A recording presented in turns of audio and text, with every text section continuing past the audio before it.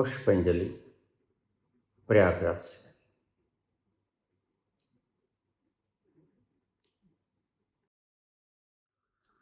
बाबा जी प्रणाम।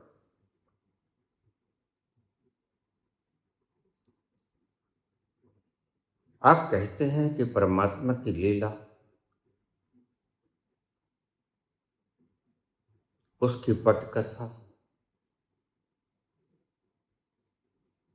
उसकी सारी फिल्म उसने खुद ही लिखी है।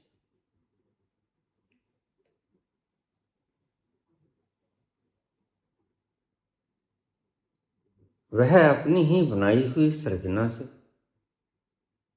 ऐसा ही खेलना चाहता है। बाबा जी, आपने आज तक प्रसिद्ध गाथाओं में से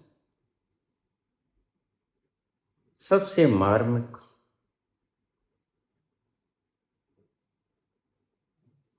पटकथा कौन सी सुनी, मानी? कृपया हमें बताइए।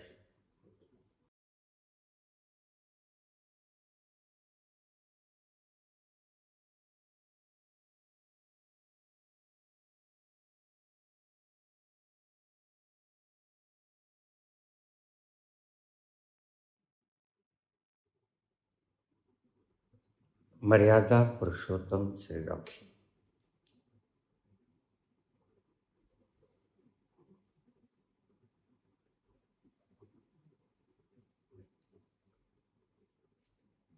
मैथिली शरण गुप्त की एक रचना,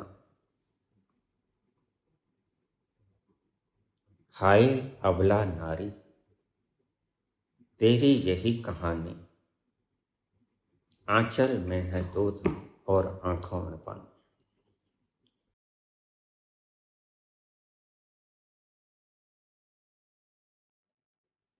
प्रकृति की वो निष्ठुर पटकथा मुझे मेरे गहरे अंतःस्थल तक भावुक कर जाती है, रोला जाती है।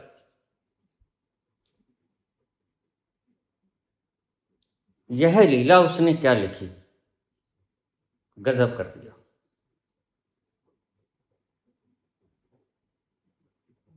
जिसने सुना मंत्र मुक्त हो गया।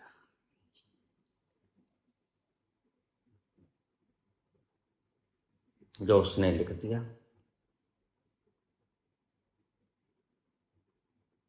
पटकथा वैसे ही फिल्माई जाए। संत के कहने का कुल मतलब इतना होता है, जो वह करता है ठीक करता है, भले के लिए करता है। मतलब यह पटकथा उसने लिखी, अपनी ही लीला से वह खेलता है। जिसको उसकी लीला से इतराज होता है वह दुखी होता है, जिसको उसकी लीला से सहमति होती है वह प्रसन्न रहता है। तो तुम्हारे हाथ में यही कुछ है। उसकी लिखी हुई पटकथा से तुम नाराज हो, शिकायत करते हो, और उसकी लिखी हुई पटकथा को बदलना चाहते हो, तो फिर तुम अज्ञानी। अगर उसकी लिखी हुई पटकथा को तुम पूर्ण हृदय से स्वीकार कर लेते हो तो तुम ज्ञानी हो।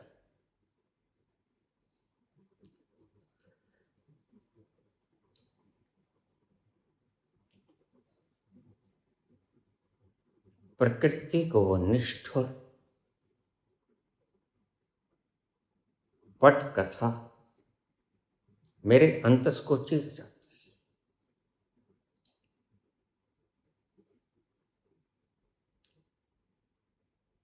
एक राजा के राज दुलार, बन बन फिरते मारे मार। एक राजा के राज दुलार, बन बन फिरते मारे मार। होनी हो कर रहे करम गति, डरई ना काहू केटा।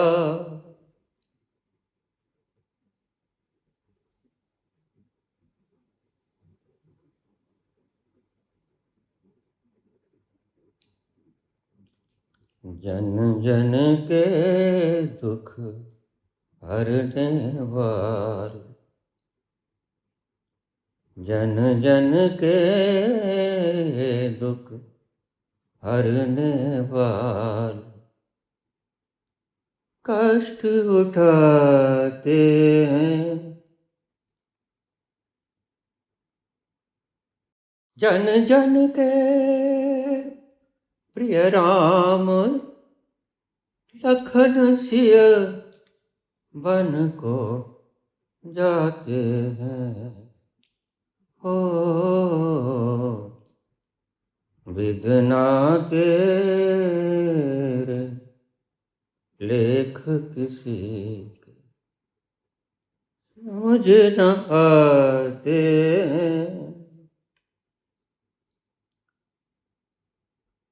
समझ न आते हैं।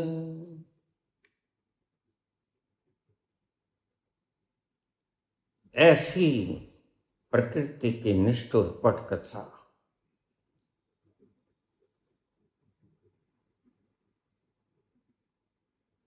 भक्त के हृदय को बेदीर्ण कर जाती है और संत के हृदय को अश्रुपूरित कर जाती है, नेत्र सजल हो जाते हैं। सबसे सुंदर पटकथाओं में से परमात्मा की सृष्टि में मुझे यह पटकथा सबसे सुंदर लगी।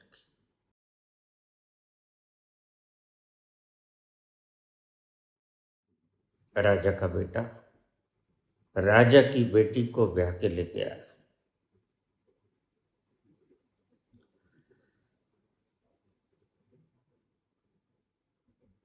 एक राजा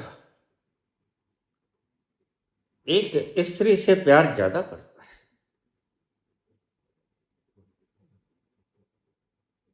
इस पटकथा में मानव के चरित्र की दुर्बलताएं भी बताई गई। राजा को किसी स्त्री से स्नेह विशेष नहीं होना चाहिए, लेकिन समझदार सबसे कौशल्या थी, सुंदर सबसे कैकेयी थी। कैकेयी में त्याग का मादा भी था।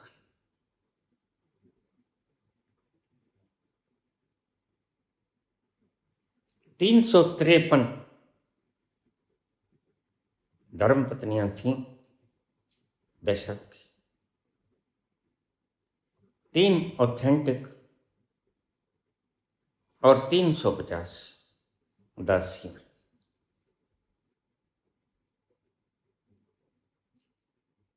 लेकिन वह स्नेह करता था तो सबसे ज्यादा स्नेह करता था कैकेयी को।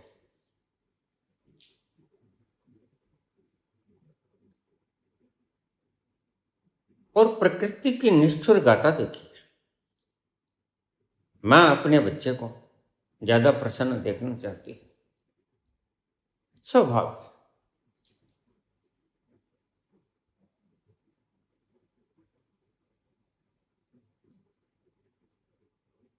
इसलिए कैकेयी ने राज तिलक बर्दाश्त नहीं किया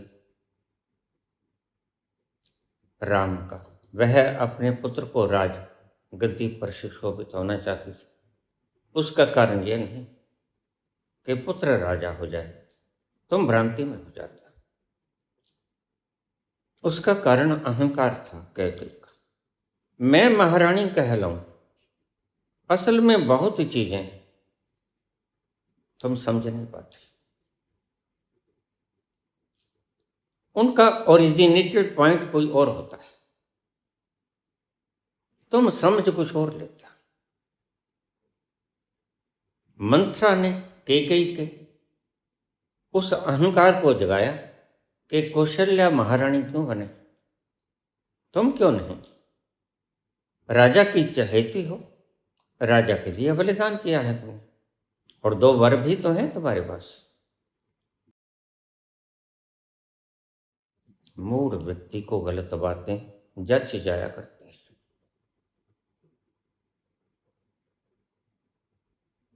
और प्रकृति यहां अपना निष्ठुर खेल खेलना शुरू कर देती है। राम वन गमन करते हैं,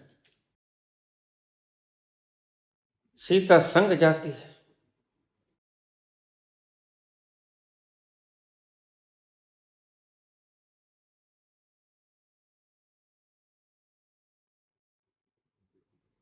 और यहां से राम की तपश्चर्या शुरू होती है। उससे पहले राम साधारण राजा के पुत्र हैं।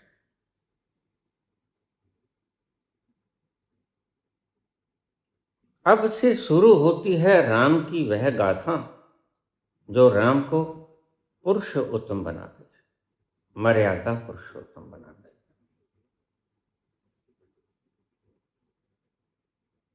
सीता को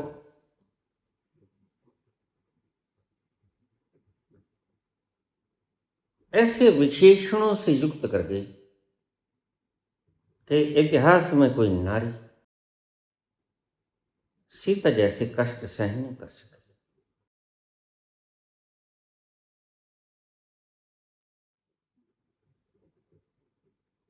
अपनी नारी सुलभ विश्वास के कारण नारी विश्वास कर लेती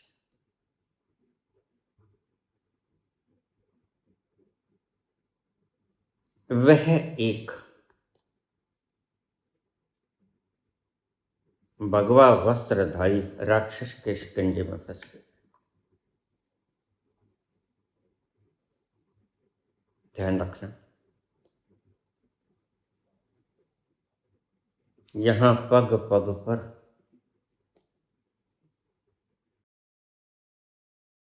राक्षसों ने भगवा वस्त्र पहन लिया।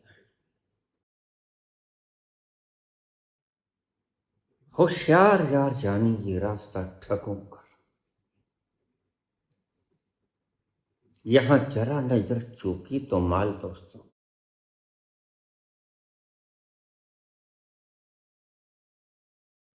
सीता ने तो एक बार अपनी परीक्षा दी थी,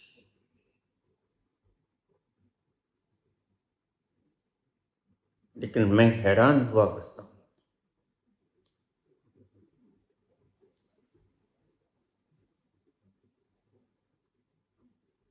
लेकिन सीता को तो सिर्फ एक ही फिक्र था, सीता ने तो अपना सतीत्व बचाना था और कुछ नहीं। वह वो बचा गई, लेकिन बात राम की है। राम के दिमाग के ऊपर कितने पहरे थे, कितने झंझावात आए,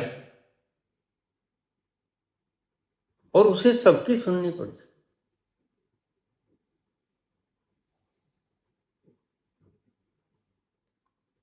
इस क्रूर नीति, निष्ठुर नीति ने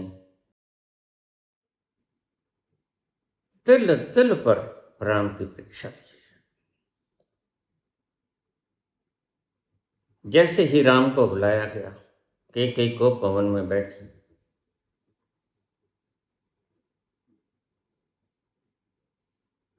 कैकेयी ने वरदान मांगे, दशरथ गश खाकर गिर पड़े। अगर वो कैकेयी से प्रेम करते थे तो राम से बहुत ज्यादा प्रेम करते।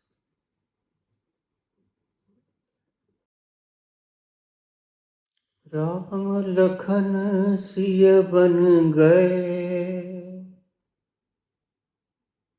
देखत दशरथ ने बाटन जोह सुमंत की, तड़पत छोड़े चैन। जाते हुए देखते हैं नैन अपने प्राणों को। राम दशरथ के प्राण,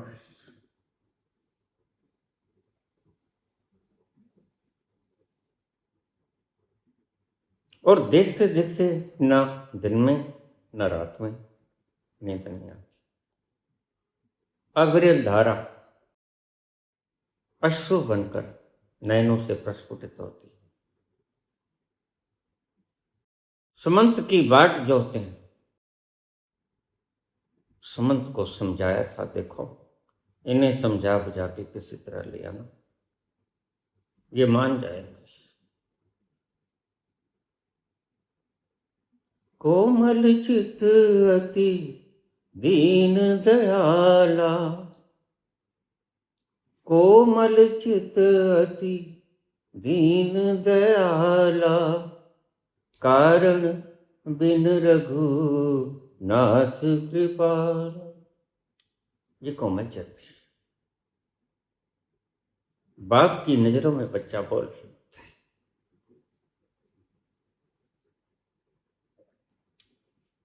दशरथ ने भी यही सोचा कि भोला बच्चा है, समझाने से समझ जाएगा, तो किसी तरह से भी लेके आना। मुझे विश्वास है कि राम आ जाएगा। चित्त कोमल है उसका। जब मेरी दीनता की व्याख्या करोगे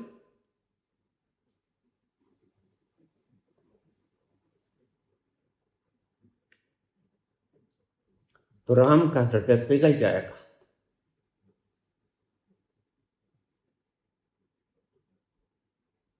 और भावना के साथ वशीभूत हुए प्रेम के वश में राम वापस आ जाएगा। तू चूकना मत सुमंत,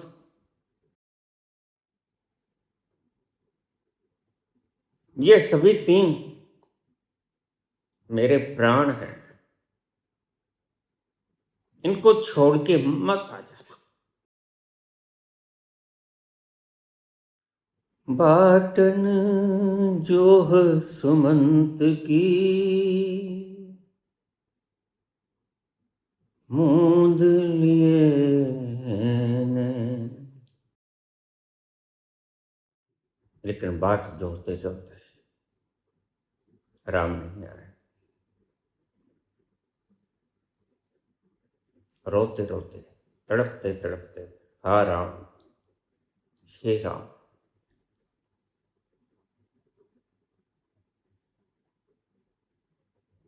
दशरथ प्राण विहीन हो गए,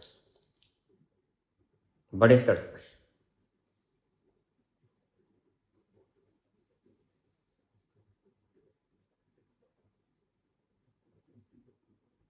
यह एक ये भी शिक्षा देती है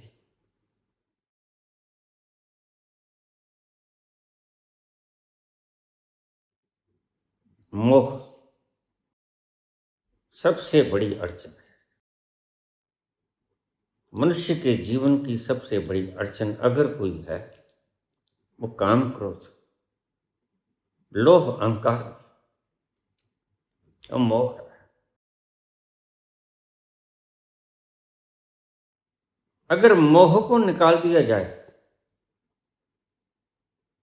तो जिंदगी नीरस हो जाती है। यही मोह है जो जिंदगी को रहस्यमय बनाता है, और यही मोह है जिसके कारण व्यक्ति उजड़ जाता है।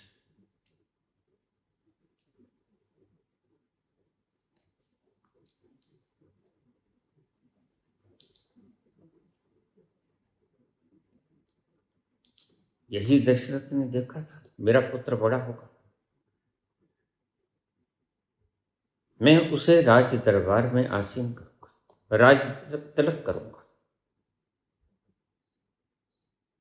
लेकिन सब अरमान उजड़ गए, बचपन के सपने, अरमानों की शाम ढले, उजड़ गए बचपन के सपने, अरमानों के शाम ढले, यहाँ जले दशरथ का हीरा,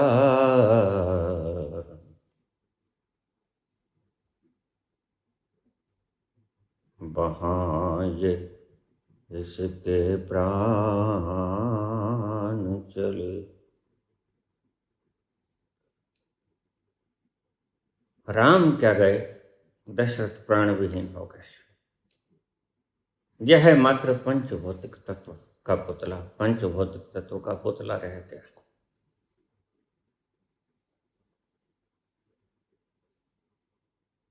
शून्य अवस्था में, अचेत अवस्था में गिर गए वो।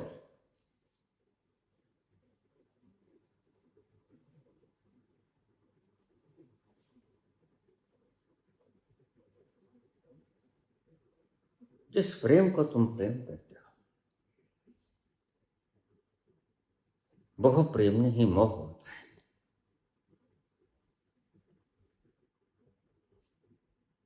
जब मोह को तोड़ना इतना मुश्किल हो जाता है कि मोह टूटे से टूटता है, तो तुम्हारे पास एक ही रास्ता बचता है।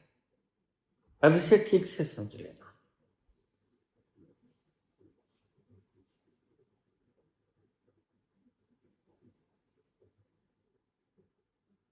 उजड़ गए बचपन के सपने, अरमानों की शाम ढली, कहीं जले चले बारात किसी की,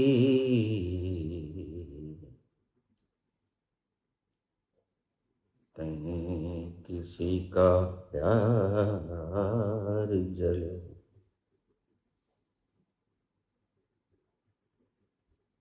कहते कोई ना करे यहाँ प्यार, कह दो कोई ना करे यहाँ प्यार, इसमें खुशियाँ हैं कम, बेशुमार हैं गम, एक हंसी और है आंसू हजार, कह दो कोई ना करे यहाँ प्यार। हमने तो सोचा कि फूल खिले, चुन चुन के देखा तो कांटे मिले, ये अनोखा जहाँ हरदम धोखा यहाँ, इस वीराने में कैसी बाहर,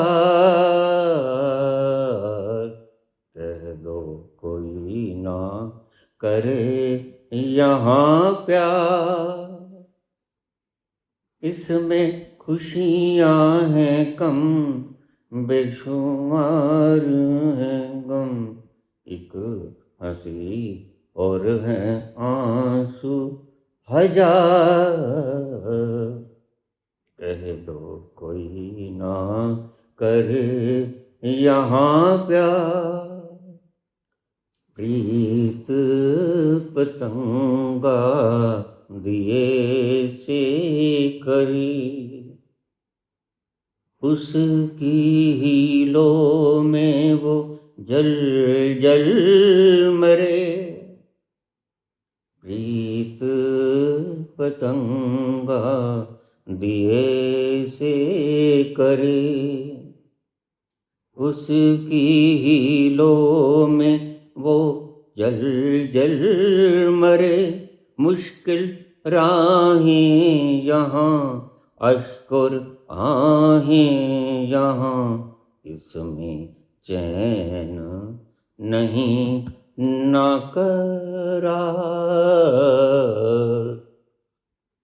कह दो कोई ना करे यहाँ प्यार,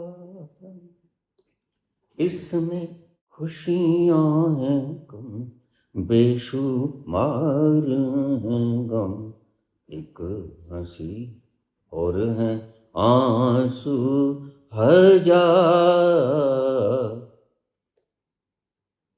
दो कोई ना करे यहाँ प्यार। बाबा जी प्रणाम। आग देह को जलाती है, लेकिन किसी से सच्चा प्रेम हो जाए और विरह हो जाए तो विरह के पल पल पल प्राण उसकी आस में जलता है। किसी गली में मुड़ते वक्त, कहीं आते जाते, बस ऐसा लगता है कि बस अब एक बार दिख जाए। पूरे जीवन का केंद्र बिंदु ही वही हो जाता है,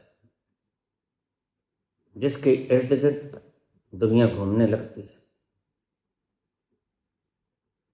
इसके बाद दुनिया में उसके सिवा और कुछ भी अच्छा नहीं लगता है। बाबा जी, क्या प्रबुद्धता इस विरह को समाप्त कर पाती है? आपने बताया था बाबा जी कि 1975 में शिव भगवान से आपने प्रेम का को मांगा था।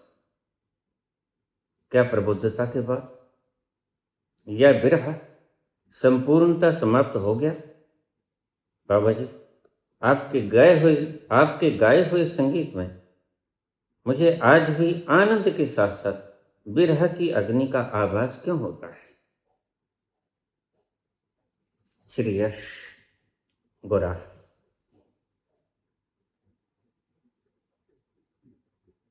यही समझाने चला था बेटा।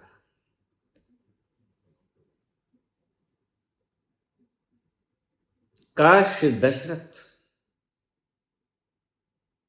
उस तल पर पहुंच जाते जिस तल पर प्रबुद्ध हुआ जाता है, जिस तल पर राम थे। राम ने जो कष्ट उठाए, उसकी गाथा अगर इस पंच भौतिक तत्व के हिसाब से देखी जाएगी तो तुम अपने आंसुओं को रोक नहीं पाओगे। और अगर राम की यह गाथा उसके अंतः स्रोत से देखी जाएगी, जहां मात्र वो साक्षी है और घटनाएं मात्र घटित हो रही हैं, आकाश में बादलों की तरह आती हैं, ठहरती हैं, चली जाती हैं, तो फिर तुम कृष्ण का मर्म भी समझ जाओगे। राम के चरित्र में दोनों चीजें समाहित हैं।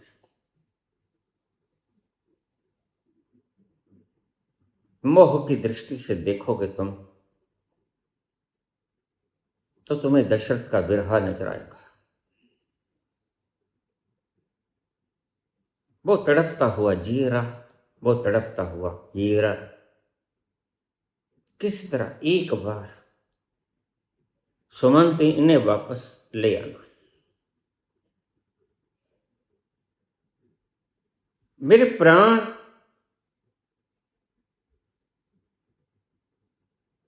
राम में बसते हैं। राम राम करने वालों, काश तुमने दशरथ की तरह राम राम किया होता। राम के वापस न आने का कारण जिस तरह से तड़प तड़प के दशरथ प्राण विहीन हो जाते हैं, काश तुम वैसे राम राम किया होते। पूरे प्राण तुमने झोंक दिए होते और पूरे प्राण तुम्हें तुम्हारे राम के दर्शन के लिए आतुर हो जाते, तो दशरथ भी प्रबुद्ध होकर मरते हैं। यह तुम्हें शायद किसी ने बताया नहीं होगा। दशरथ का राम राम जपना जिस आधारशिला से आता है, वो आधारशिला तुम्हारे पास नहीं। तुम मात्र खुपड़िया से राम राम जपते हो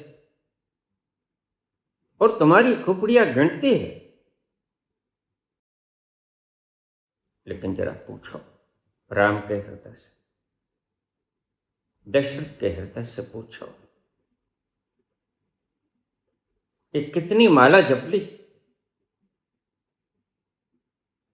तो क्या दशरथ बता पाएंगे? नहीं।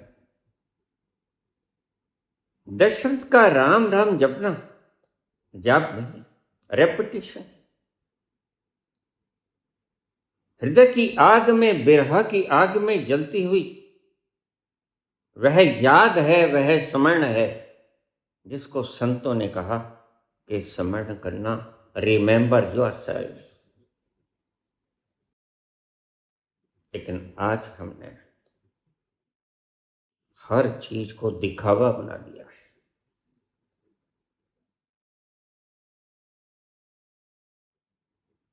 जो उस सत्य को दिखावे में परिवर्तित कर देगा वह मात्र अभिनेता होगा, अभिनेत्री होगी। बिरहा की आग जो दशरथ को जला गई,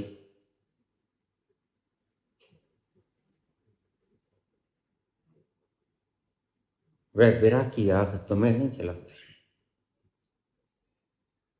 इसलिए तुम में रूपांतरण नहीं होता, इसलिए तुम बचे रहते हो और वर्ण ज्यादा बली होके बचे जाते हो। तुम्हारा अहंकार राम राम करने से बढ़ता है। दशरथ अहंकार शून्य अवस्था में प्राण विहीन हो जाते हैं। उनकी चेतना शरीर को छोड़ देती है, उनका देह ही गल जाता है। इस बिरहा में, बिरहा बड़ी क्षय है। जो मैं सजानती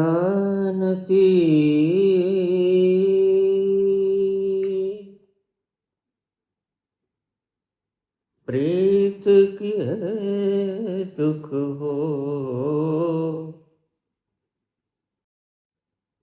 नगर ढिंडोरा ईटती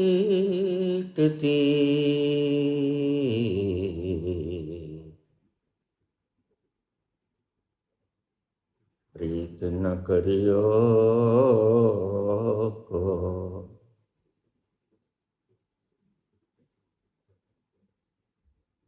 जिस विरह की आग में जलते हुए राम का पिता दशरथ, उसका देह ही गल जाता है। यह एक बड़ी सुंदर, हमारे ऋषियों ने वे टू लिबरेट बनाया था, हमने उसको नकल में डाल लिया। अगर इस तरह कोई मरेगा तो वह राम में हो जाएगा। लेकिन कौन मरता है इस तरह? तुम्हारा अहंकार तो राम राम करने के बाद, राधे राधे करने के बाद और ज्यादा बढ़ जाता है, और तुम मन को समझा लेते हो कि राधे राधे करते डूबे हैं, मोक्ष मिल गया हो गया। तुम गलती में ये और ज्यादा दुख में गर्भ को ग्रहण करेंगे, क्योंकि इन्होंने मूढ़ता करते करते प्राण त्यागे। यह है दुनिया में आज जो संकट है, दुख का, दर्द का, वो विरह का नहीं। विरह का दर्द अलग होता है जो मीरा को होता है, और रेपिटेशन में तुम्हारा अहंकार बढ़ता है। तुम कहोगे मैं कोई मामूली व्यक्ति नहीं, मैंने 1 अरब राधे राधे किया है। अभी तो ऐसे मूर्ख इस धरती पे विराजमान है जो कहते हैं 8 कोटि जप कर। साक्षात वो अधिष्ठात्री देवी और शिव तत्व तुम्हारे सामने खड़े हो जाएंगे। आखिर हमने देखी है जन्नत की हकीकत, लेकिन दिल के बहलाने को गालिब ये ख्याल अच्छा है। आइए इसको भी आज खोल दूं। बाबा जी आपके गाए हुए संगीत में मुझे आज भी आनंद के साथ साथ विरह की अग्नि का आभास क्यों होता है?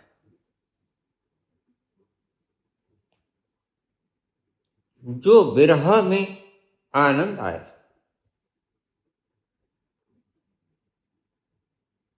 वो अंतस के मूल स्वरूप से उठा होगा, और जिस विरह में दुख हो वह बुद्धि से उठा।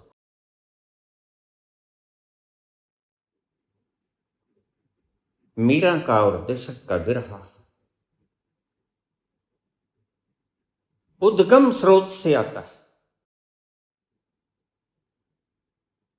जहां वो प्रेम का सागर बहता है, जिसकी अनवरत तरंगों से उठा हुआ वो एवेपोरेशन प्रेम बनकर बरसता है।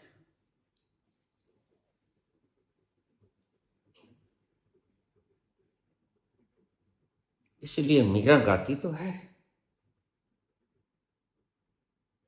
नानक भी गाते हैं,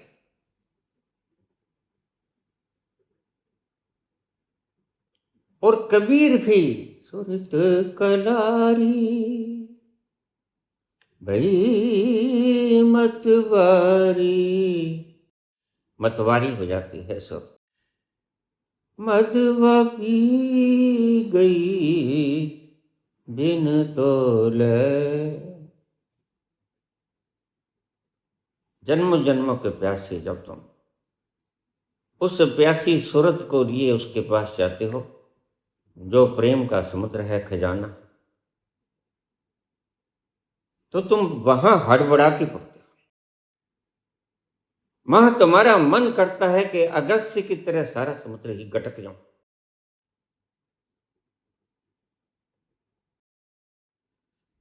इसलिए तुम खूब पीते हो, खूब पीते हो, और इतनी पीते हो कि फिर तुम पीते पीते उसी में उतर जाते हो, अठखेलियां करने लगते हो उस आनंद के समुद्र में। लेकिन फिर जब तुम्हें बाहर आना पड़ता है,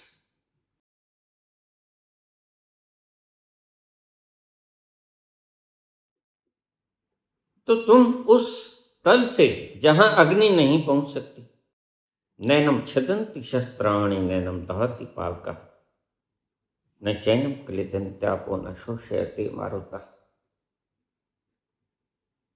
उस मूल तत्व से ऊपर उठते हो।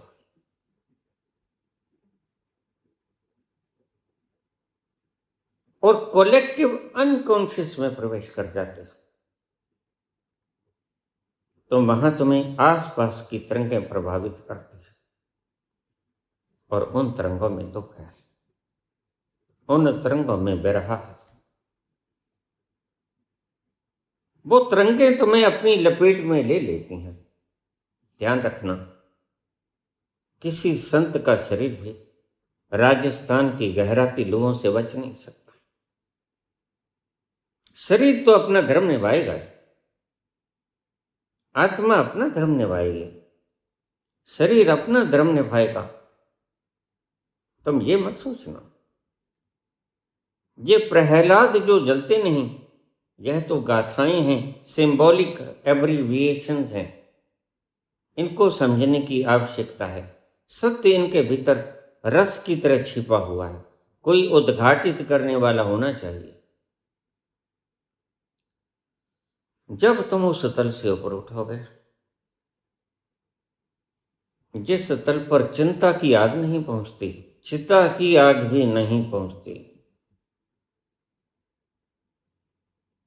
फिर पहुंचती हैं कलेक्टिव अनकॉन्शियस माइंड में तुम्हारे प्रवेश करते ही। मैं तुम्हें पहले भी बताया, यह सारा अस्तित्व ब्रह्मांड गूथा हुआ है आपस में कड़ियों की तरह, जंजीरों की तरह, इंटरमिंगल्ड।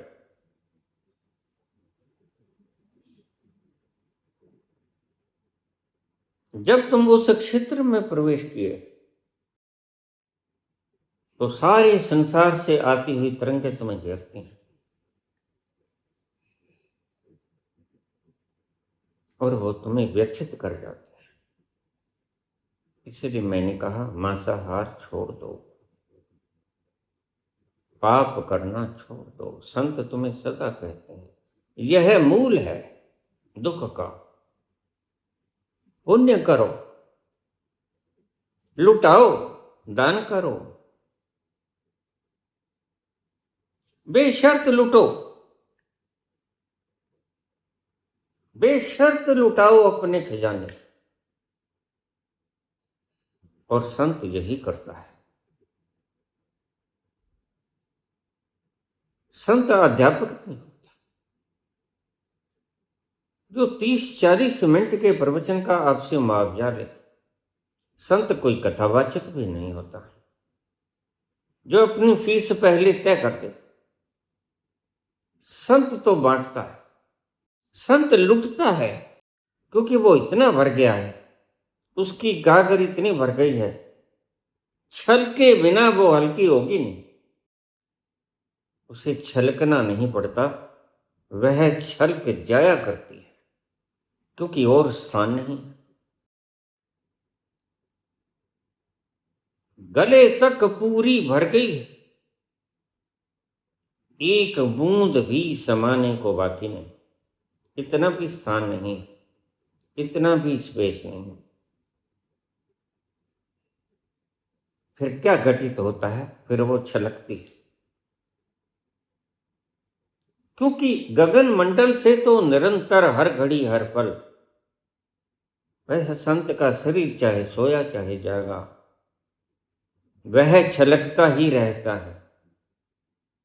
इसलिए रात को वह बांटता नहीं। बांटने वाला उपकरण सो जाता है, इसलिए सारी रात वह पीता है उस रस को, और सुबह सुबह उसकी वाणी में जो रस होता है वो तुम साफ साफ महसूस करो। उसकी वाणी में जो प्यार होगा वह तुम सुबह सुबह महसूस करोगे। एक दर्द भी होगा, एक बिरहा की आग की झलक भी तुम्हें मिलेगी। वह सब वह है जैसे तुम मेरे पास आते हो। आसानी तरंगें तुम्हें मिलती हैं जहां, लेकिन तुम लेके आते हो बाजार से लासानी तरंगें, और मैं तुम्हें बाहर थोड़ी देर बैठा देता हूं।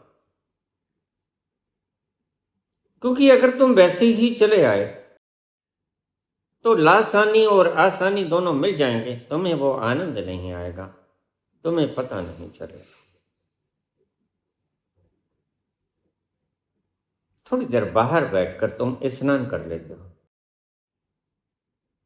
वो जो लासानी तरंगे तुम अपने साथ धूल के रूप में लेके आए थे, वो इवेपोरेट हो जाती हैं, उड़ जाती हैं वातावरण में, और तुम शुद्ध स्नान किए व्यक्ति की तरह हो जाते हो, क्योंकि वो बाहरी थी, वो तुम्हारी अपनी नहीं थी, बाजार में थी, इसलिए मैं बाजार में निकलता नहीं।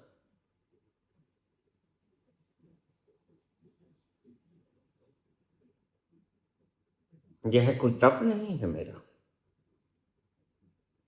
मैं उस रस को और पीना ही चाहता हूं, इतना पीना चाहता हूं कि मैं जितना ज्यादा हो सके तुम्हें बांटूं।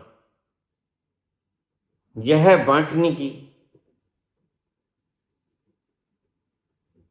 यह भी एक वासना है। बांटने की वासना भी एक वासना है।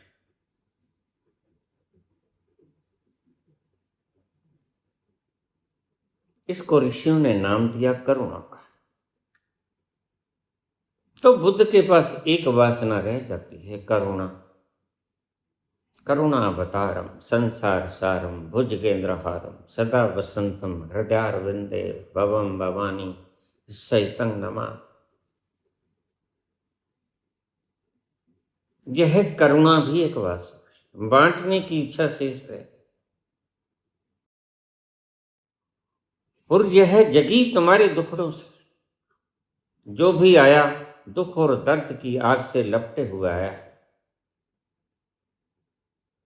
और संत जब देखता है तुम्हें लहू लुहान हुए, संसार की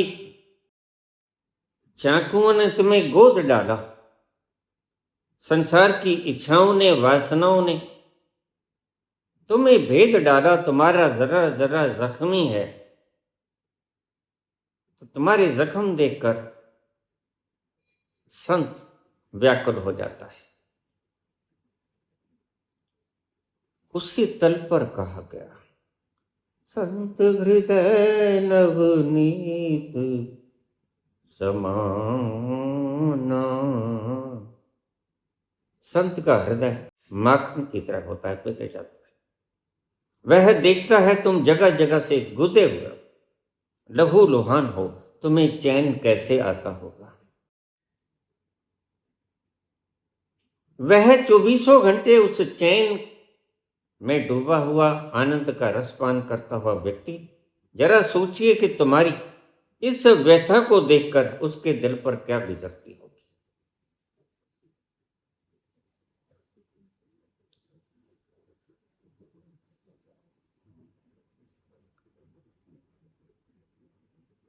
तुम्हारे घाव को देखकर संत हृदय तड़प जाता है। तड़पे है सदा, तड़पे है सदा अपनी कसम आपकी खातिर।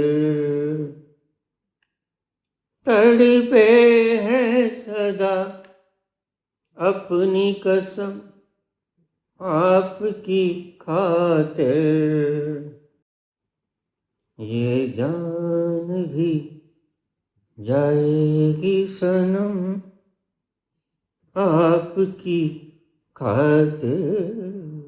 ये जान भी जाएगी सनम आपकी खातिर। क्या क्या ना सहे। संत को बोलना पड़ता है, संत को छलकना पड़ता है, क्या करें, और कोई चारा नहीं बचता।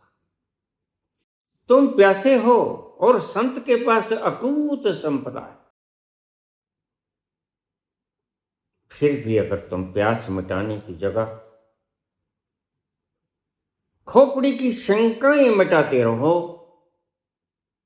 फिर संत करे तो क्या करेगा।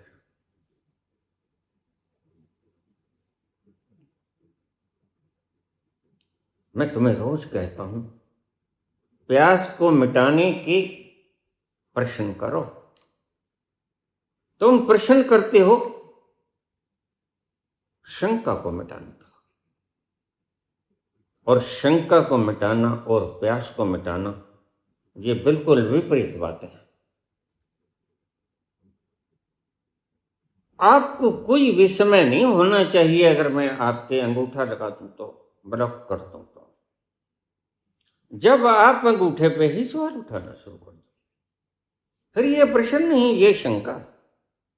और शंका जहां आई वहां तुम शिष्यत्व के योग नहीं रहे, वहां तुमने शिष्यत्व की कैपेबिलिटी खो दी।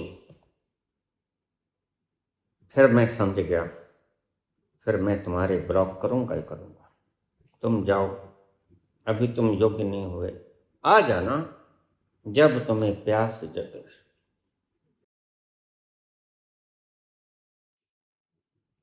मैं हाजिर हूं। जब तक तुम्हें मैं समझा सकता हूं, यह पंचभौतिक तत्व का पुत्र उपकरण बोलने के योग्य है, बोलेगा। जब ये नहीं बोलेगा तो फिर मेरी तस्वीर बोलेगी। मैं उसमें प्रतिष्ठित हो जाऊंगा, वह बूंद उसमें समाहित हो जाएगी, क्योंकि परमात्मा जिसमें उतरनी है बूंद, वह समुद्र जिसमें यह बूंद उतरेगी लिबरेट होकर, वह सब जगह मौजूद है। Is omni present.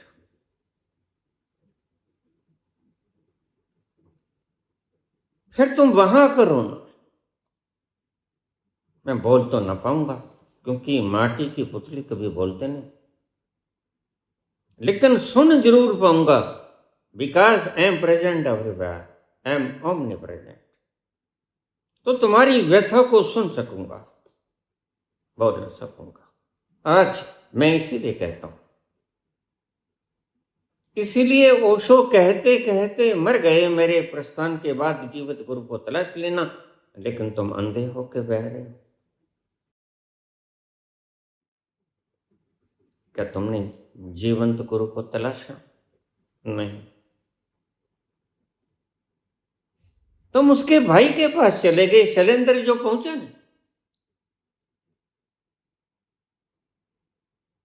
इसीलिए कि वह उसका डीएनए, डीएनए का मतलब पहुंचे जाना नहीं होता। डीएनए तो गुरु नानक देव का भी था, लेकिन उन्होंने गद्दी अंगद देव को दी। यह मसला डीएनए का तो नहीं है, यह मसला खुद को जानने का है और खुद के विस्तार को जानने का है। उसने जो वह विराट का तल छू दिया होगा, वह किसी हजूर को नहीं पकड़ेगा इधर उधर से, वह उसे बुलाएगा, प्रेम पूर्वक वहां बैठाएगा। अब आज के बाद यह दायित्व तो तुम संभालो। मेरा यह उपकरण थक गया है, अब नहीं बोला जाता, और खुद करतारपुर में प्राण त्याग देंगे।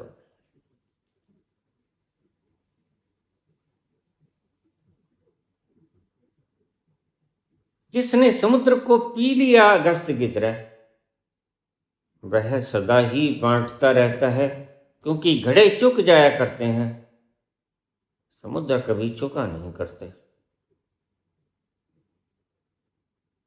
सदा ही बिखरता रहेगा, एवेपोरेट होता रहेगा। यह युगों युगों तक युग आएंगे, बदलेंगे, बीतेंगे, फिर आएंगे, बदलेंगे, बीतेंगे, लेकिन यह एवेपोरेशन जारी रहेगा, क्योंकि इसने समुद्र पी लिया, इस चेतना ने समुद्र पी लिया। यह जो चेतना का एक अंश चला था पाथर के योनि से, यह परिपूर्ण हो गया 100%, और बूंद समानी समुद्र में, बूंद मर्ज हो गई समुद्र में और समुद्र ही हो गई। ध्यान रखना, शब्दों से तुम नहीं समझ पाओगे, मैं जानता हूं, लेकिन फिर भी इसे मान लेना, क्योंकि यह सत्य है। सत्य को मान लेने का कोई हर्ज नहीं होता, बशर्ते कि वह कागजी लफाजी दिखावेबाजी का न हो, सत्य से प्रकट हुआ हो, उसे मानने का कोई हर्ज नहीं। बस यही शिष्यत्व होता है। और मैं रोज देखता हूं, तुम शंका समाधान के लिए आते हो, तुम प्यास बुझाने के लिए आते कहां हो?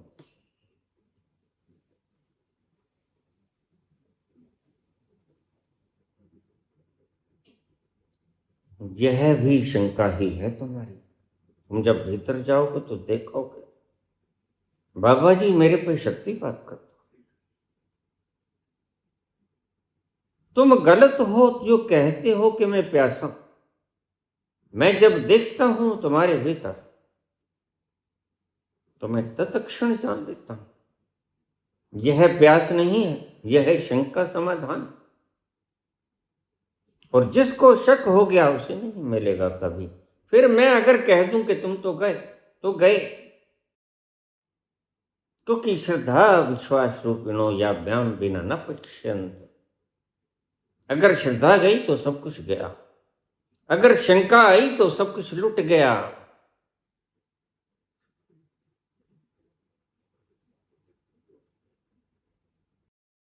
श्रद्धा आई तो फिर तुम्हारा अहंकार गया, शंका आई तो फिर तुम्हारा सत्य गया। एक तो जाएगा ही। अब तुमने क्या खोना है ये देखो। क्या तुम वास्तव में कैसे हो? जरा एकांत कमरे में बैठ जाना, आंखें मूंद लेना। मैंने कल ही कहा था, भीतर बैठ कर देखना, क्या प्यास लगी है? बिल्कुल पता चलेगा। क्या तुम्हें भूख का पता नहीं लगता? क्या तुम्हें प्यास का पता नहीं लगता? तो ये भी पता लगेगा, कोई तत्व तुमसे अभी खोए खोए है, अभी कुछ लुट रहा है तुम्हारा, अभी कुछ तुम रिक्त हो, थोड़े से किसी को चूक रहे हो अभी। और वो चूक क्या रहे हो, तुम्हारी बुद्धि उसे खोज नहीं सकती, क्योंकि वह जो तुम चूक रहे हो वह बुद्धि के पार। बुद्धि कैसे जानेगी तुम क्या चूक रहे हो? यह तो कोई संत बता सकेगा। आपने बायोग्राफी में बताया था, 1975 में शिव भगवान से आपने प्रेमिका को मांगा था। क्या प्रबुद्धता के बाद वह विरह संपूर्णतः समाप्त हो गया? वह प्रबुद्धता ही क्या जो तुम्हारी सभी भ्रमों को मिटाना दे, सभी विकारों को लीन ना ले, सभी विषयों को, सब्जेक्ट्स को निस्त नाबूद न कर दे। वह प्रबुद्धता ही क्या, वह रोशनाई ही क्या जो अंधेरे को गायब न कर दे। मोह एक अंधेरा है। एक शब्द मैंने थोड़ी देर पहले बोला, तुम्हारा प्रेम प्रेम नहीं, तुम्हारा प्रेम मोह है। दशरथ का प्रेम मोह नहीं, दशरथ का प्रेम उसकी अंतस्तल के उस हिस्से से आया है जिसको कृष्ण कहते हैं सती प्रज्ञा। वहां से बरहा की उठती है आग मीरा की तरह, और वह आग सब भस्म कर देती है। अकेले मोह को नहीं, समस्त विकारों को, समस्त वासनाओं को, समस्त विषयों को, सब चाहते खत्म हो जाती है। इसलिए राम राम सब कोई कहे, दशरथ कहे ना कोई। एक बार दशरथ कहे, 100 कोटि यज्ञ फल हो। राम राम कहने से एक यज्ञ का फल मिलेगा। कहानी दोहा कह रहा, दोहा भी कहानी की तरह होता है, बस पद्य और गद्य का फर्क होता है। राम राम सब कोई कहे, दशरथ कहे न कोई। एक बार दशरथ कहे, 100 कोटि यज्ञ फल होय। बस तुम यज्ञ की आहुति में जैसे आहूत हो गए, दशरथ कहने से ऐसे तुम आहूत हो जाते। दशरथ स्वयं भी आहूत हो गए। अगर विरह की अग्नि इतनी तीक्ष्ण जग गई तो वह विरह की अग्नि नहीं, प्यास होगी। काश तुम में यह प्यास जग जाए। यह प्यास ही तो जगती नहीं, शंका जगती है। तुम कभी अपने अंतस्थल में एकांत कमरे में बैठ के सोचना, क्या तुमने जो आज तक प्रश्न पूछे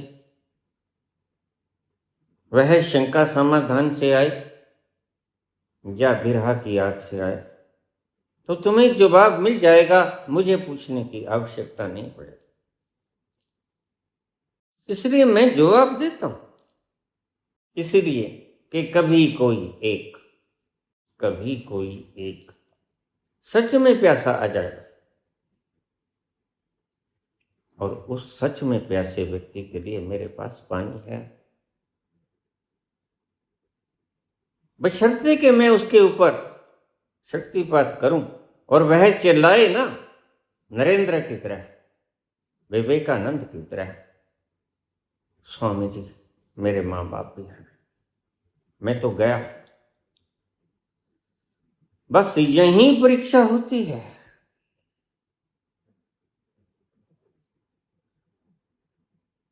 कच्च पकाई ओथे पाई, नानक गया जापे जाए। वहां परीक्षा होती है जब गुरु तुम्हारे सिर के ऊपर हाथ रख देगा और तुम कहोगे, ओ मैं गया। मैं आड़त की दुकान करता था, वहां मेरे साथ बैठने वाला मेरा पार्टनर मुझे कहने लगा, शाम को प्रवचन करता था, 2-3 आदमी और होते थे, कि मेरे ऊपर शक्तिपात करो। मैंने कहा ठीक। मैंने शक्तिपात किया, लेकिन जब मृत्यु करीब आती है तब तुम्हारी छटपटाहट देखने योग्य होती है। मृत्यु का प्रथम दर्शन तुम्हारे परखच्चे उड़ा देता है, तुम्हें खंड खंड कर देता है, विखंड कर देता है, स्कैटर कर देता है। तो वह उठा, भागा शटर की तरफ, शटर बंद। उसने जल्दी से शटर खोला, उठाया और भाग गया। मैं पुकारता ही रह गया। अगर ऐसे ही शंका है तुम्हारी तो फिर कोई फायदा नहीं, फिर शंका समाधान ही कर लो।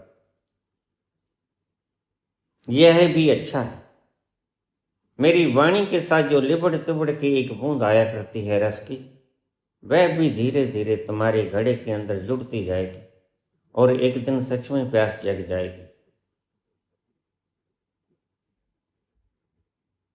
पीने के बाद पता चलता है कि कुछ रस ऐसा भी है जो संसार की मद्यपान से अतिरिक्त और भी मद्यपान होती है। संसार की बेहोशी के अतिरिक्त कोई मदहोशी नाम की चीज भी होती है। बिना पिए तुम्हें क्या पता लगेगा। इसलिए मैं तुम्हें कहता हूं, शराब को छोड़ने का नाटक मत करना। शराब तो एक कीमिया है, जरा थोड़ा सा स्वाद चख लेना, पता चल जाएगा कि क्या होता है।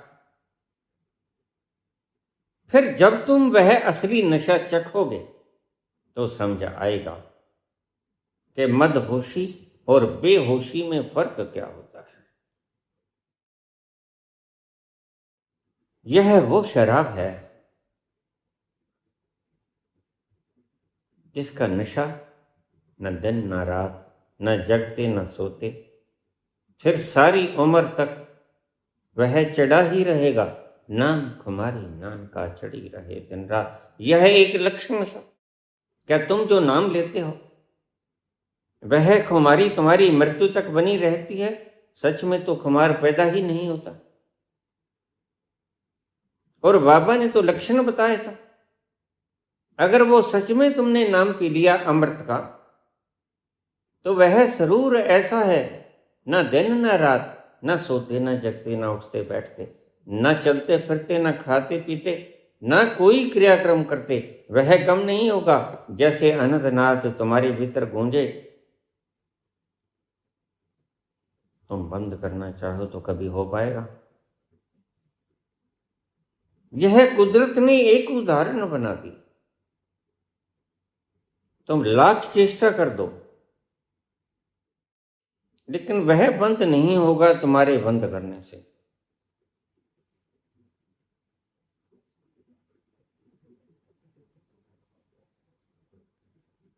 इश्क पे जोर नहीं, ये वो आतिश है गालिब, जो लगाए ना लगे और बुझाए ना बने। यह आनंद ना तुम्हारे जगाने से जगता है, और जब जग जाएगा तो तुम्हारे बुझाने से बुझता नहीं। ध्यान रखना, यह इश्क की तरह है। इश्क पे जोर नहीं। मेरे पास डॉक्टर लोग आ जाते हैं, बाबा यह तो रोग है। मैंने कहा बिल्कुल, इश्क भी तो रोग है। नहीं नहीं बाबा, हम तो वैसे शारीरिक रोग है। यही तो तुम गलती खा गए पुत्र। शारीरिक रोग है तो उसको ठीक करके दिखाओ। मेरे पास डॉक्टर आ जाते हैं, नहीं रुकता ये। मैंने कहा रुकेगा भी नहीं।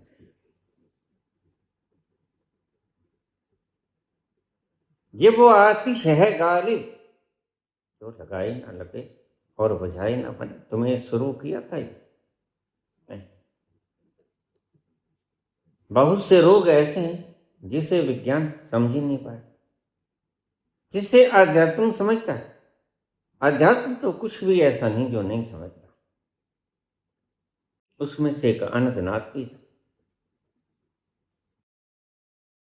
इश्क पे जोर नहीं, ये वो आतिश है गालिब, जो लगाए ना लगे और बुझाए ना बने।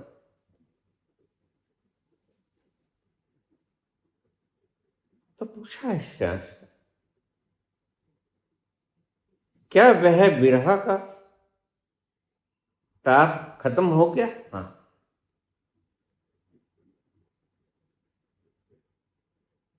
वो प्रबुद्धता ही क्या,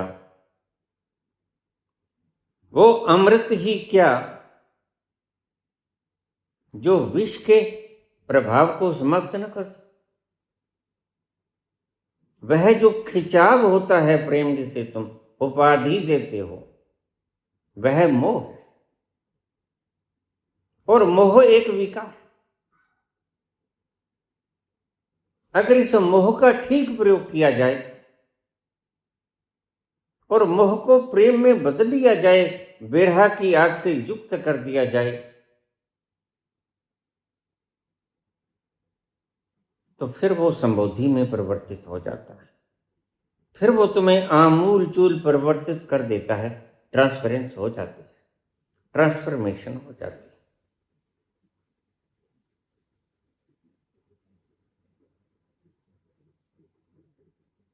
ऐसे तो तुम प्रेम को नहीं बुला सकोगे। ऐसे तो तुम प्रेमी प्रेमिका के दर्शन करने को हर पल उत्सुक रहोगे और रहोगे उसकी याद।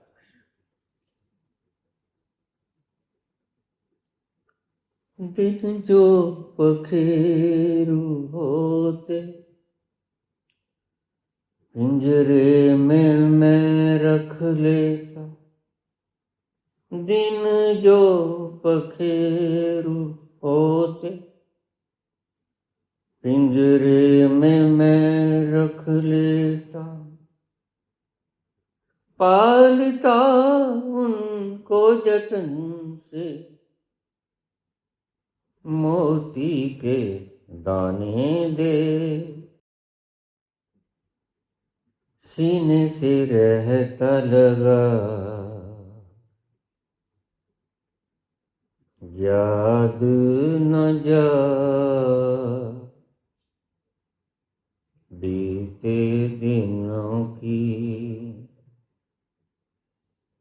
जाके न आए जो दिन, दिल क्यों भुलाए उन्हें, दिल क्यों भुला,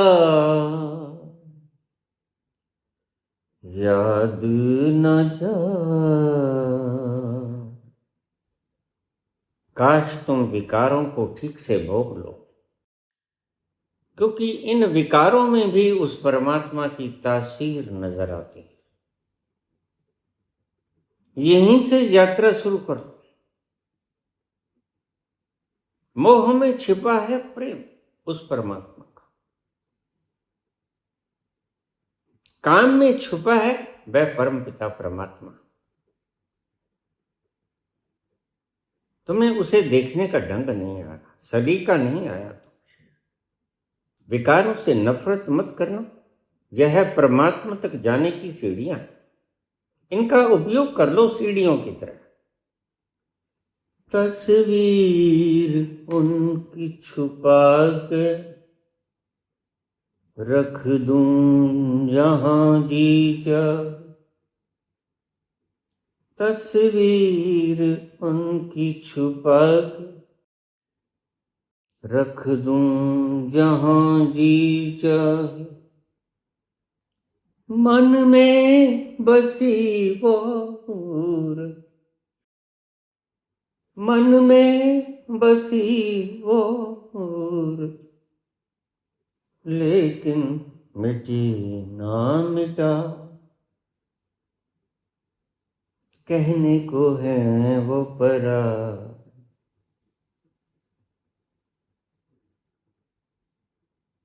याद न जा बीते दिनों की, जाके न आए जो दिन, दिल क्यों भुलाए उन्हें, दिल क्यों भुला। उसे बुलाने का दिल तो नहीं करता, लेकिन जब ये रोग बन जाता है तो तुम उस यात्रा पर निकल जाना जो वासनाओं के पार। लेकिन वासना तुम्हारा फर्स्ट स्टेप बनेगा। वासनाओं को भोग कर प्रयासित मत करना, यह प्रयासित में तुम शक्ति को व्यय करोगे। वासनाओं को चख लेना और वासनाओं से पार हो जाना। जैसे हम कड़वे नीम को चख लेते हैं, कुनीम को चख लेते हैं और निष्कर्ष निकालते हैं, यही कहा अष्टावक्र ने। जीवन दुख है, पहले ये तो जानो। नीम कड़वा है, यह तो जानो। अगर तुम सीधे सीधे निकल गए हिमालय की कंदराओं, तो फिर तुमने संसार की कड़वाहट को जाना कैसे? संसार की कड़वाहट तुम्हें खींचती रहेगी। जरा सी आहट होती है तो दिल सोता है। जब तुम देखोगे किसी राजा को नकली नकली मुस्कान लबों पे लाए हुए, तो तुम्हारे हृदय में शंका आएगी, कहीं मैंने गलती तो नहीं कर दी। जरा सी आहट होती है तो दिल सोचता है, कहीं ये वो तो नहीं, कहीं ये वो तो नहीं जिसे मैं खोज रहा हूं, कहीं संसार में पीछे छूट तो नहीं गया। लेकिन अगर भोगा होगा तो तुम में ये प्रश्न नहीं आएगा, कहीं ये वो तो नहीं, कहीं ये वो तो नहीं, कहीं ये वो तो नहीं, कहीं ये वो तो नहीं। इसलिए संसार को भोग लेना, यही अष्टावक्र ने कहा, भोगने से दुख मिलेगा। दुख से वैराग्य और वैराग्य से मुमुक्षा और मुमुक्षा से तुम मुक्त हो जाओगे। लेकिन जिसने भोगा ही नहीं, संसार की तिक्तता चखी ही नहीं, नीम की कड़वाहट जिसने चखी ही नहीं, वह इस कड़वाहट से पार उस मिठास को कैसे जान पाएगा। पग पग में तुम्हें ऐसा लगेगा कहीं ऐसा तो नहीं, जिसको मैं छोड़कर आ गया उसमें ही सुख था।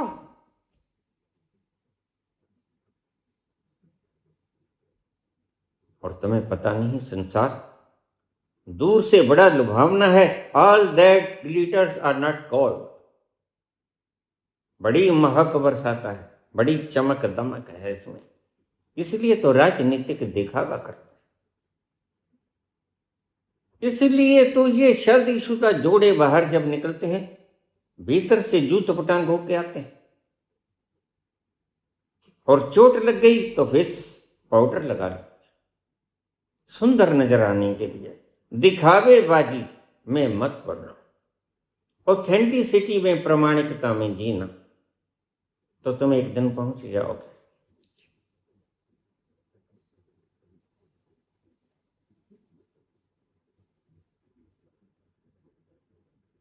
अगर तुम कच्चे कच्चे संसार को छोड़ दिए प्रेमानंद की तरह, तो राधे राधे ही जपाओगे रोज।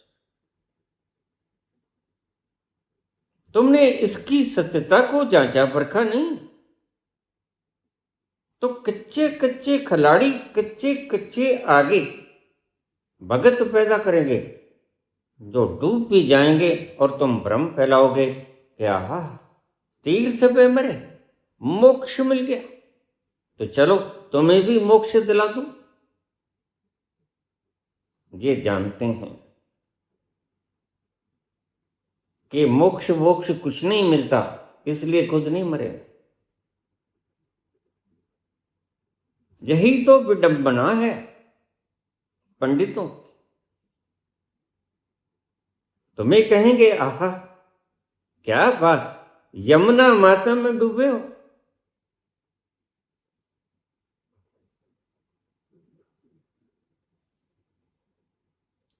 जिंदगी रह गई दर्द बन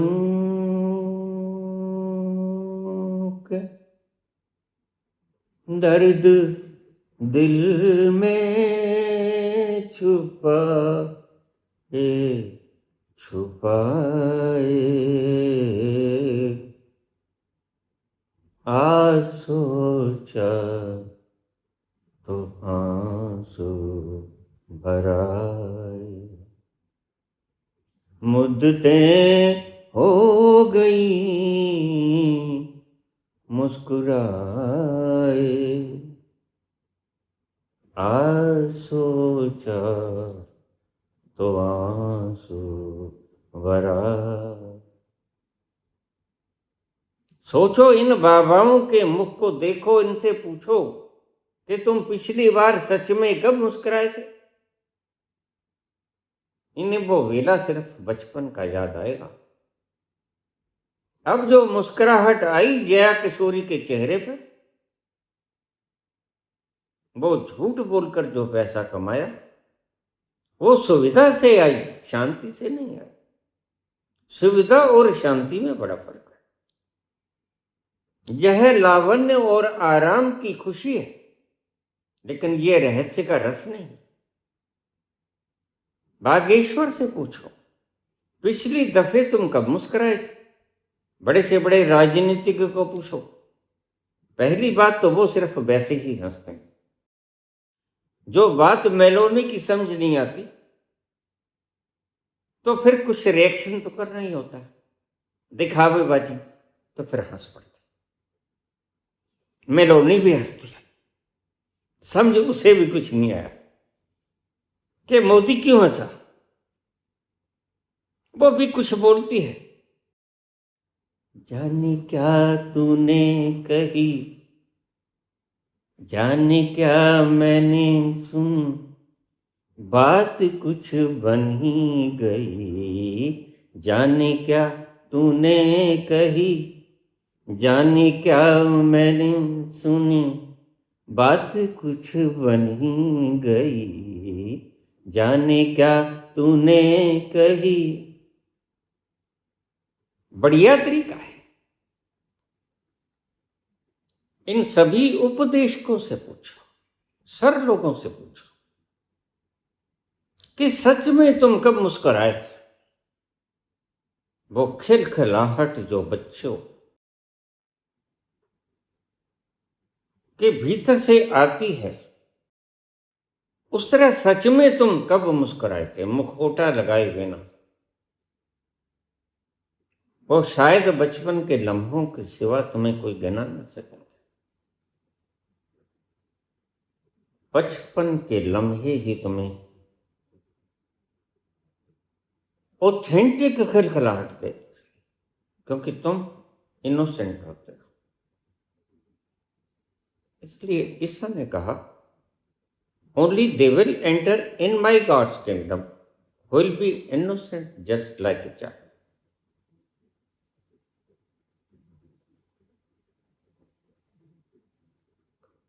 तुमने पूछा पुत्र,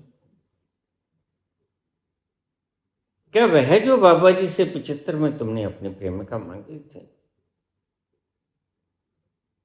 वह मोह था? वह मेरे लिए स्टेप का काम कर गया। ये बाबा जी ने पौड़ियां गिनाई ना 38, जबकि साहब यह पहली पौड़ी का काम कर गया। फिर मैं बढ़ता ही गया, बढ़ता ही चला गया, बढ़ता ही चला गया। और एक दिन ना जाने कब, कोई उमंग ना थी, कोई तरंग ना थी, शांत मौन सिर्फ चल रहा था और चल रहा था। और उस परम मौन की अवस्था में वो घटित हुआ, बूंद के ऊपर समुद्र बरस गया।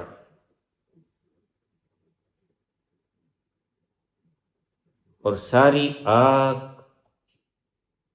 खाक हो गई, बसम भी ना बची।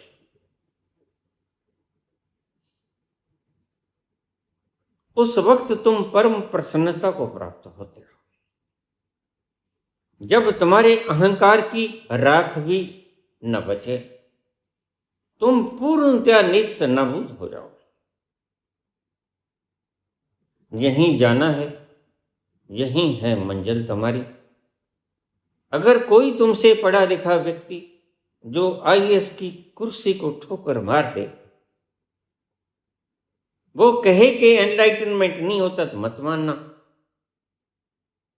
फिर तो तुम्हारा दिमाग उलझ जाएगा, फिर तो मार्क्स कहेगा भगवान ही नहीं होता, फिर बात क्यों करनी। फिर तो तुम पाप करने पे उतारू हो जाओगे, क्योंकि चार्वाक कहते हैं, ऋणम कृत्वा घृतम पिबेत, भस्मभूतस्य देहस्य पुनर्आगमनम कुतः। ठगी मार लो, चोरी कर लो, मुकर जाओ, और ठगी मारकर चोरी करके उसको ही फिर अदालत में दे जाओ। भस्मभूतस्य देहस्य पुनर्आगमनम कुतः। बस एक ही जीवन होता है, लोग ऐसे भी लाभ उठा लेते हैं। फिर लेने वाला देने वाला कोई आता ही नहीं। जब दोनों ही वशम हो गए, बिल्कुल वशम हो गए, हमने देखे। कर्जदार भी वशम हो गया लटक, कर्ज देने वाला भी भस्म हो गया डंडब के पिलोस पर खून की उल्टियां करते करते, मैंने देखा।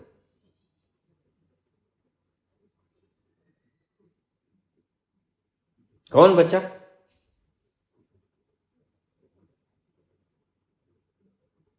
वो ही बचा जो स्वयं तक पहुंचा।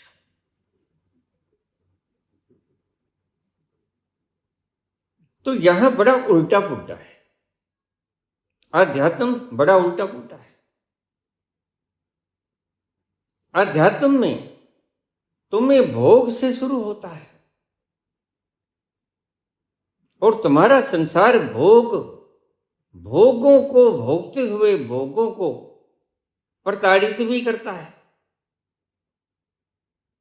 वही समाज जो भोगता है रोज बंद दरवाजे में एकांत कमरे में बंद करके सुहाग रात मनती है, उसी काम का निंदा होता है बाहर आकर। रोहित तुम रोज करते हो, क्या माजरा है? समाज ईमानदार नहीं, समाज बेईमान है। वो वक्त चले गए ऋषि वेला के, जब कोई बच्चा नहीं होता था तो रथीसर की घर वाली भार्या कहती थी चलो अंगिरा ऋषि के पास चलते हैं, वहां से वीर्य दान लेके आते हैं। और भगीरथ, क्षमा करें, रथीसर के 100 पुत्र होते हैं। ये क्या है? मत घबराना इन समाज के बनाए हुए प्रबंधनों से, मैनेजमेंट से। ये गलत है, ये इंसान की बनाई हुई कपड़िया से आते हैं और ये पूर्ण नहीं है। अगर नियम ही मानने हैं तो संत से पूछना नियम, जीने का नियम क्या है। संत कहेगा पहला ब्रह्मचर्य, शक्ति को बचाओ। फिर अपने जीवन के निर्वहन हेतु काम करो। जीवन को बचाने के लिए इस धरा पर बच्चे पैदा करो, लेकिन आरएसएस को देने के लिए नहीं। तुम्हारे बुढ़ापे का सहारा इस जिंदगी में गम भी आते हैं। मैं बनूंगी पिया जीवन के सफर में तुझको,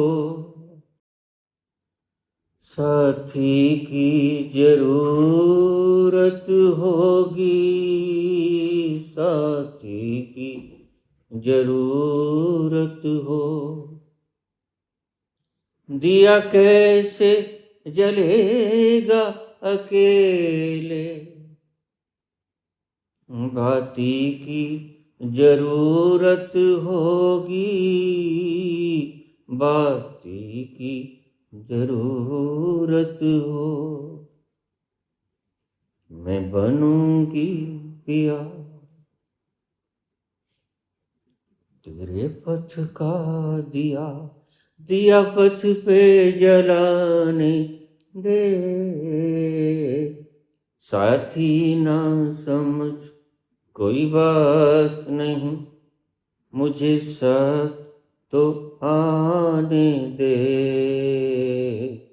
जिस पथ पे चला, जिससे तुम्हारी आसानी तरंगे मिल जाए, जिसके पास बैठने से सुकून मिले, लिव इन में रह लेना।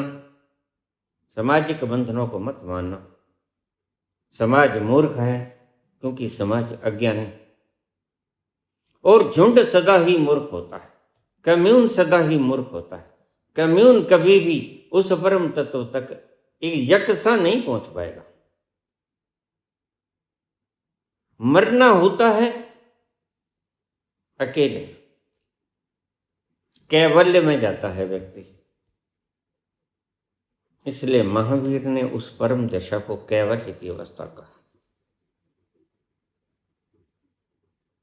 और भीड़ में कभी व्यक्ति कैवल्य को प्राप्त नहीं होता। भीड़ तो तुम्हें बाहर से शोर मचा जगाती रहेगी, उद्वेलित करती रहेगी।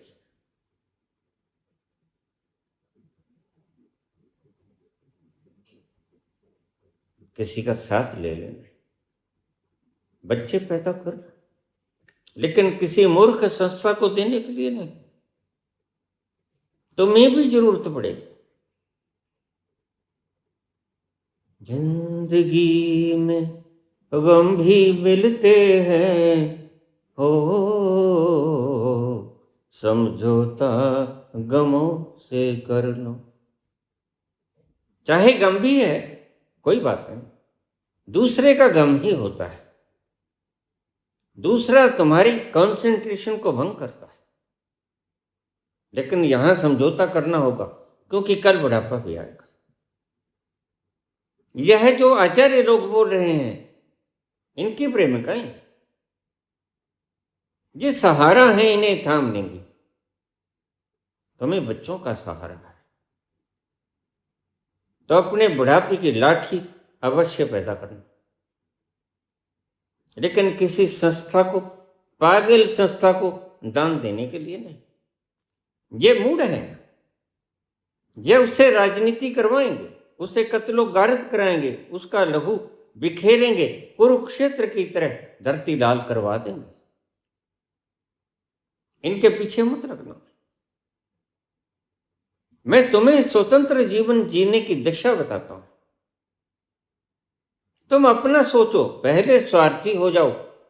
परार्थी तो जब तुम होगे, जब तुम इकट्ठा करके कली फूल बन जाएगी,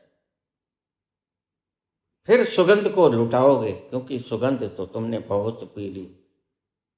कली का जब बंद मुंह था, तब वो पी तो ही रही थी सुगंध को। फिर जब तृप्त हो गई तो उसने मुख खोल लिया। कलियों ने घूंघट खोले, कलियों ने घूंघट खोले,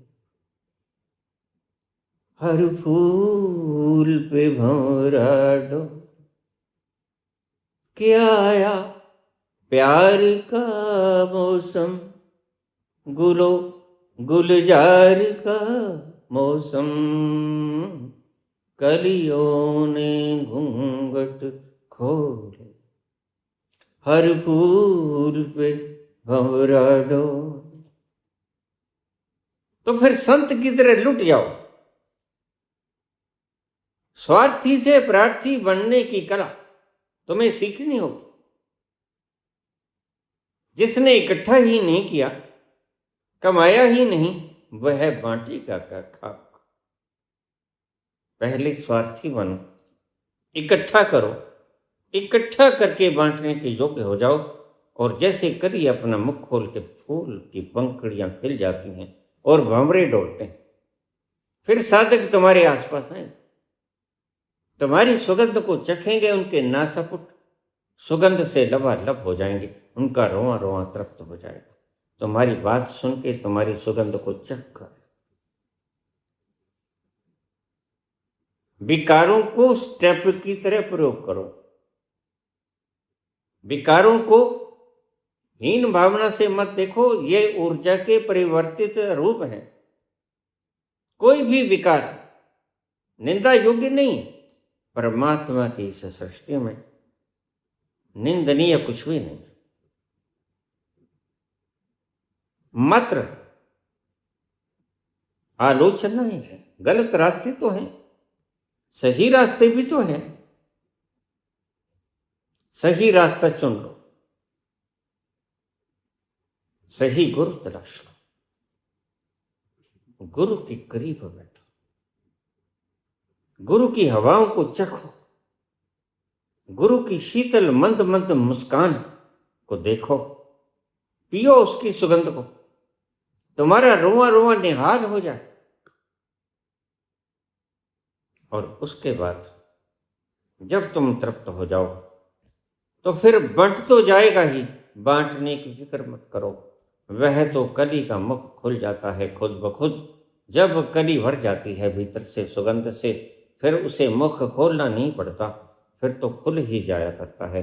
पंखुड़ियां सहस्रार की तरह खुल ही जाया करते हैं।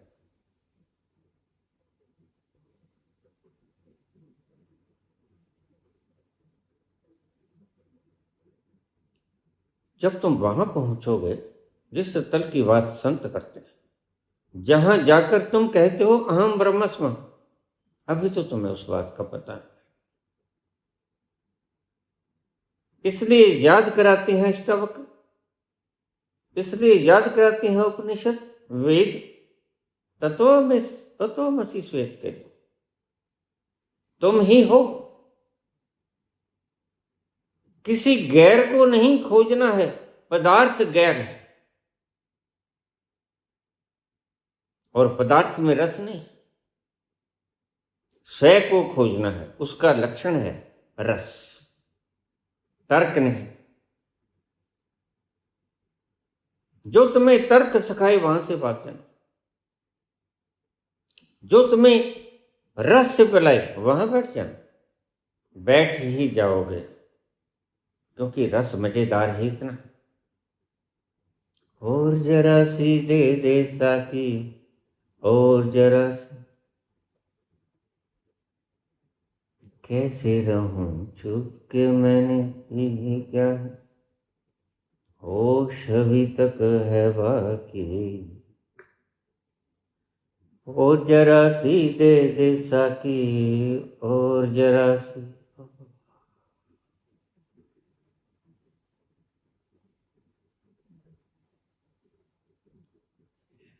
धन्यवाद।